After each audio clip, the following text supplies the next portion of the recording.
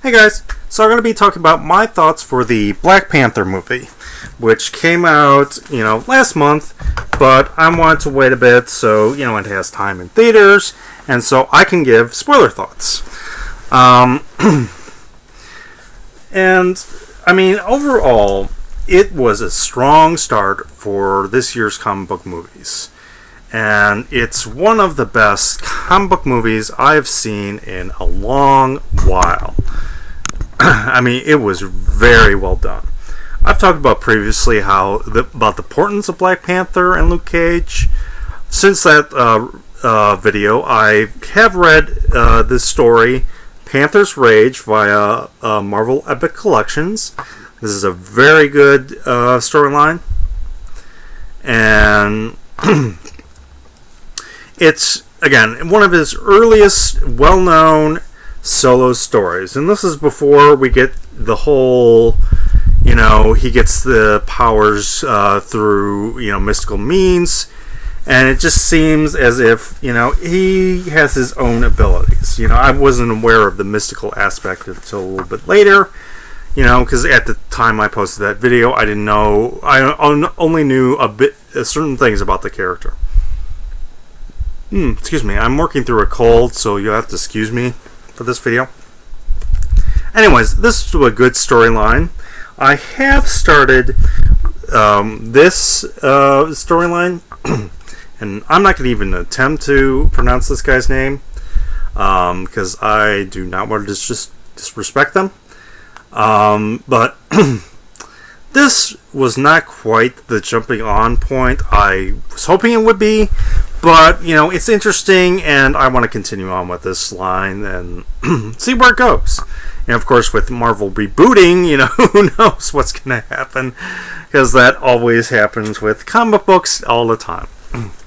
Anyways, the Black Panther movie was very well done. And, my favorite part of the entire movie was the mid-credits scene where the Panther is addressing the UN, or whatever it is. Excuse me. And he's talking about how, we need to build bridges, not walls. How we need to all learn to love each other and act as if we're all one tribe. And that was a sort of multiculturalism I really appreciated, and because we need more of that. We do not need more of things that separate us, that add to more hate, that add to different people, different races, different skin colors hating each other. We need less of that. We need more love and acceptance. We need more acceptance of multiculturalism and how we're all, we may all be different in certain ways. We're all human beings. We're all on this planet, and we should all love each other as if we're all one tribe. So that level of multiculturalism and underlying multiculturalism throughout the movie, I highly appreciated and really praise for this movie. That anyone, regardless of who they are, could watch this movie and enjoy it and love it, and it was very well done. I really especially liked how different characters are given clothing of different tribes from Africa. So it's as if we have Africa presented to us on screen in one movie. All of Africa, and how, there are different tribes. Here, it's 5 different tribes making up Wakanda. But sometimes tribes are at odds with each other, which is, unfortunately a real life fact. There's, a few years ago, I remember, CNN reporting how, a village was decimated simply because, they were a different tribe than those that attacked them. And there are, unfortunately, conflicts within Africa. Some parts of Africa are, have civil wars going on. And, that's highly unfortunate, and that's just the way of the world. There's always, people at odds with each other. But anyways, I'm straying into maybe a different line that I kind of wanted to, because this movie really represented, again, all of Africa joined together, and and a little bit of the problems where we have one of the five tribes is sort of the outcast. They go away from the other tribes, and they're led by M'Baku. Now, he in the comics, he was created about in the mid 60s, thereabouts. Now, in that time period, in the 60s and 70s, we have where, sorry about that. We have where in, Wakanda, there are the white apes. And they're, because of how rare they are, you can just about see the image here. Because of how rare they are, there's a sort of mystical element about them. So, the character in comics, because he kills one of these characters, these white apes, and wears his skin, he essentially takes their power, the, ancestor of Black Panther, he killed a panther and took his power. Which is, a very real world idea. Anyways, the person who, M'Baku, who took one of the white skins, he wears it, and he becomes Man-Ape. Now, I understand why for this movie they did not use the name Man-Ape, because let's be realistic. Not too long ago, his clothing company, and I will not say the name, had a advertisement where this adorable African American boy is wearing a hoodie, and the hoodie is a monkey hoodie, and a lot of people were very offended by this. And so to have that name, Man-Ape, would probably offend a lot of people, and I understand that. I really do. It's it's of its time. It's again, it's taking a real idea of you conquer a strong animal, you steal its power, and you use that. So Man-Ape name is of its time, and we should be aware of it, but understand why the name was not used in the movie. And, I really have to give kudos to Winston Duke, who played this character, and he had great comedic timing. And Man-Ape came about in the late 60s and 70s, as you can see here from this epic collection of Avengers. Anyways, Winston Duke had great comic timing, and I enjoyed how, Black Panther, M'Baku, as you know, challenges Panther for a position as king. But Panther, T'Challa, he's like, listen, you have to draw, your tribe still needs you, you're a leader. T'Challa, wants to go about this in a peaceful way. Listen, just give up the fight and, go be a leader for your tribe because they need you. And again, Winston Duke had such great comic timing, especially in the later half of this movie, which I appreciated, and I'll get to that in a moment.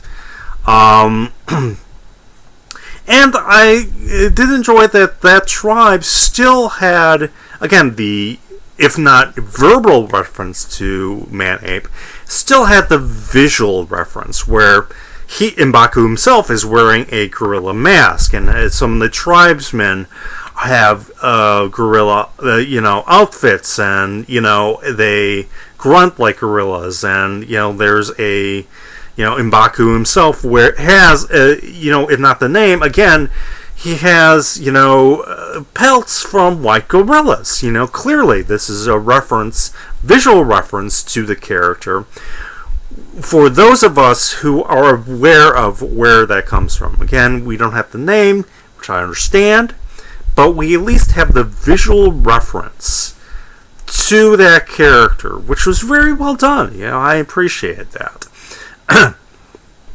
And, again, it's just the underlying elements of, again, multiculturalism, different aspects of Africa presented on the screen for us, different, ideals for that a lot of Africans and African Americans have, are presented for us.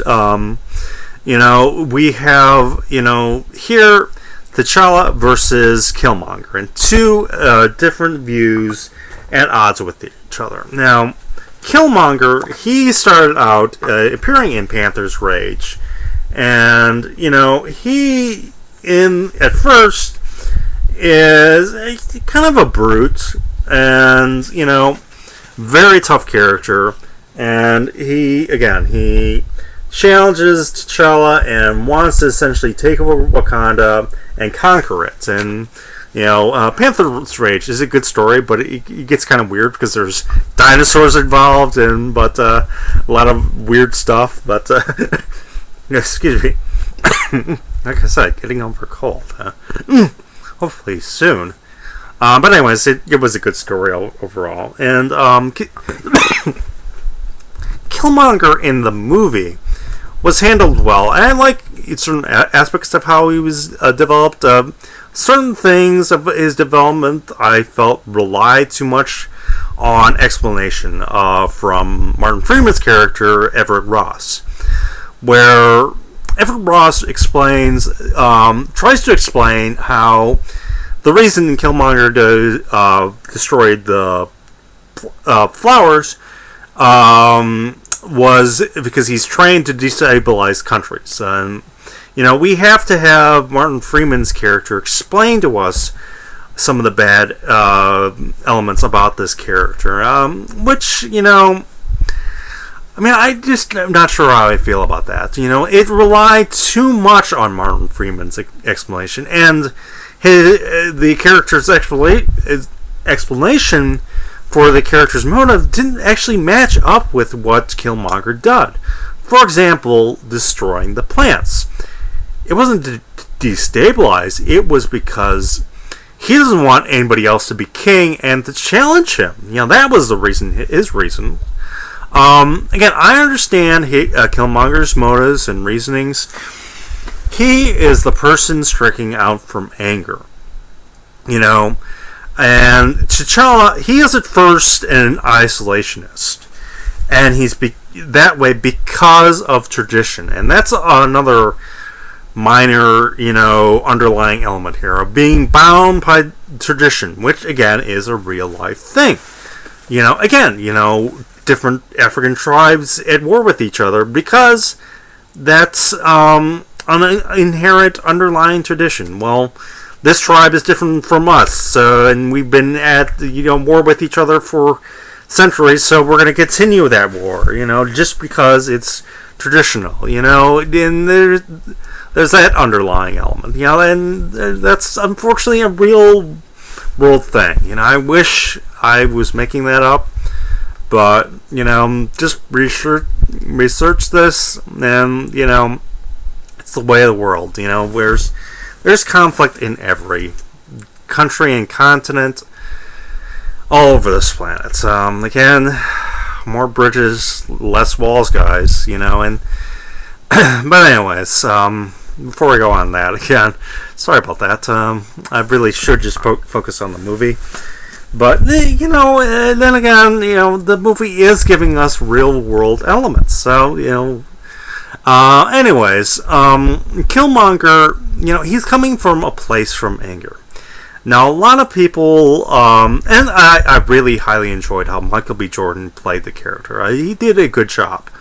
And there are elements within himself that show, yes, he's justified because he's angry at what happened about his father.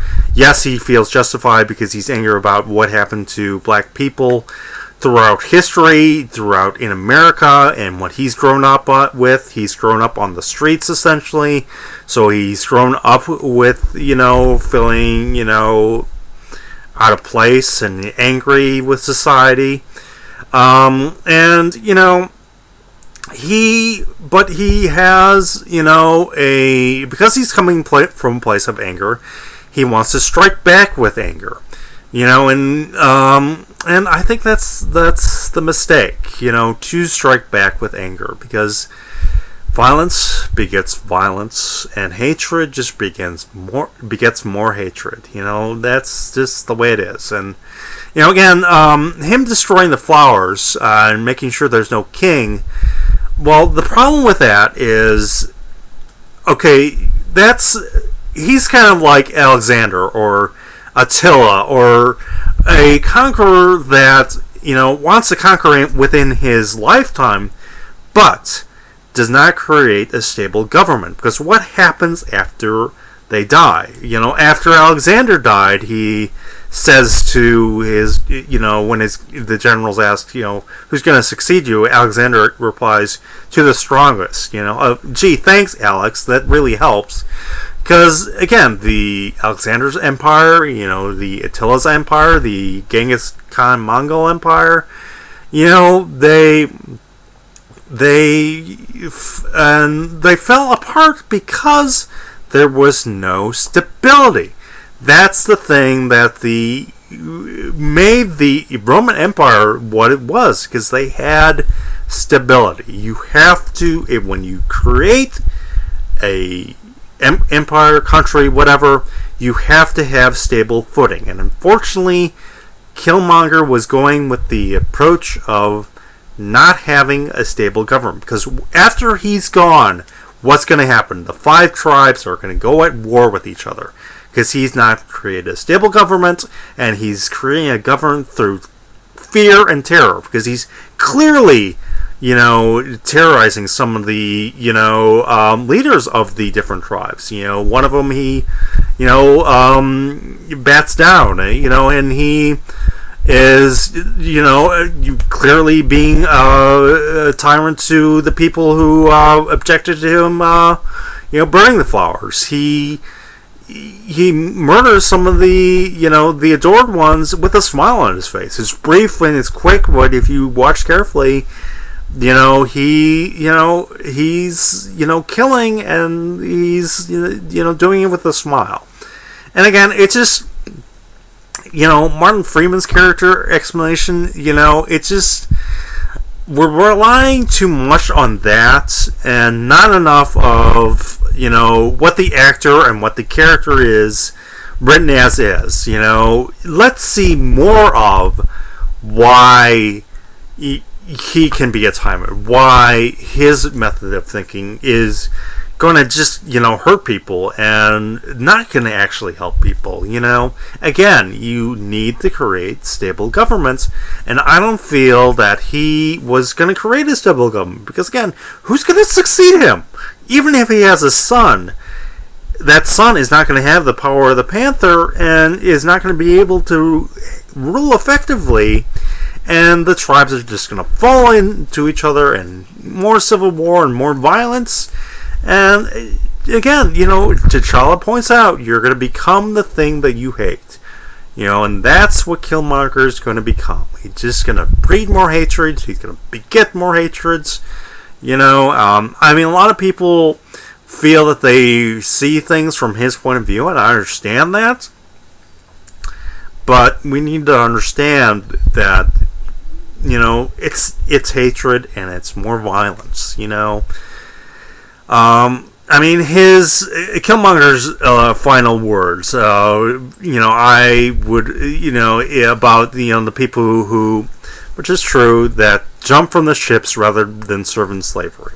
I can understand that character saying that, where he's coming from saying that, but I could never see someone like, say, Nelson Mandela saying that.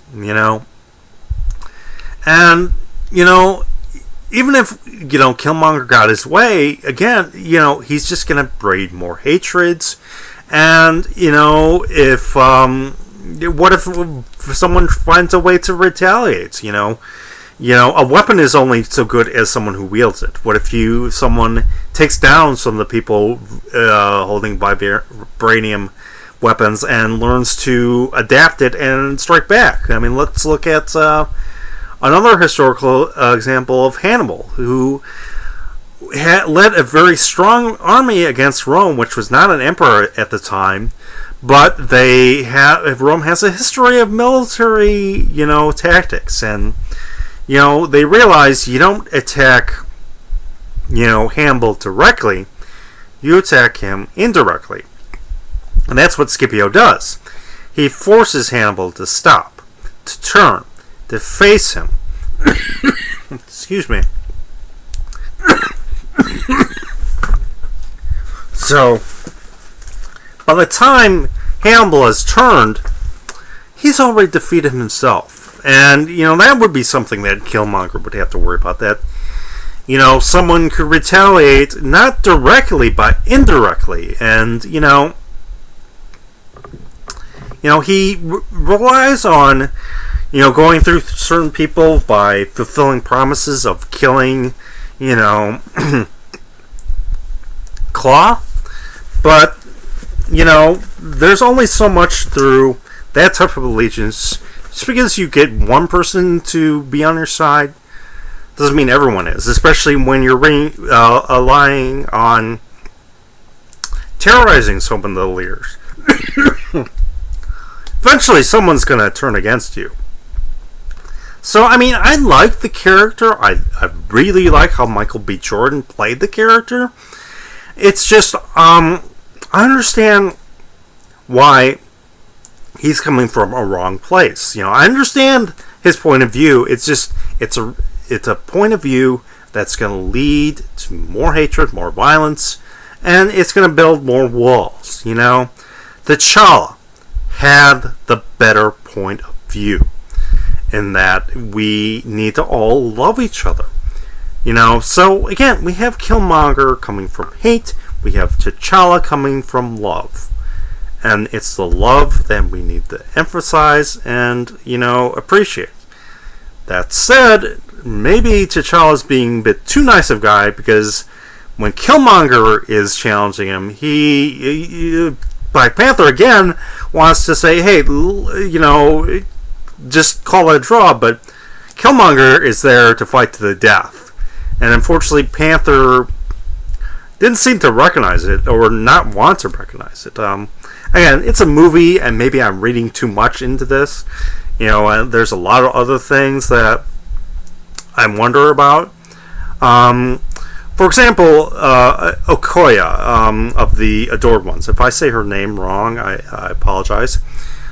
She was a very good warrior, and I loved her scenes, especially in the whole bit with the wig and the casino. That was a great scene, but I question her motives and the blind allegiance to the throne, no matter who sits on it. Well, I'm sorry, but when you have that type of thing, that's when tyrants, get away with stuff. How many times have we heard the guards, or soldiers say, I was just following orders. Well, okay, but that's how tyrants get away with it. And she changed her mind, but only when she saw that Panther was still alive. And again, I'm reading too much into this because it's just a movie.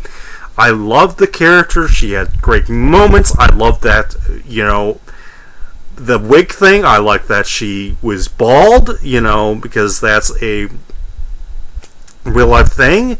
That, and that the Adored Ones are slightly based off actual women warriors within Africa.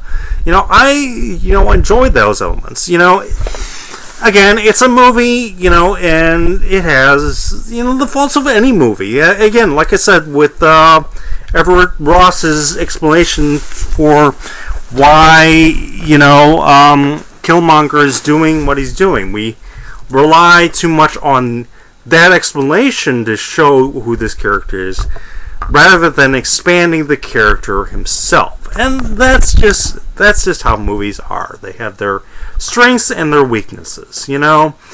That's nothing against the Black Panther himself as a character or a movie. That's just the way Hollywood is. Overall, I enjoyed the movie. I'm just nitpicking here.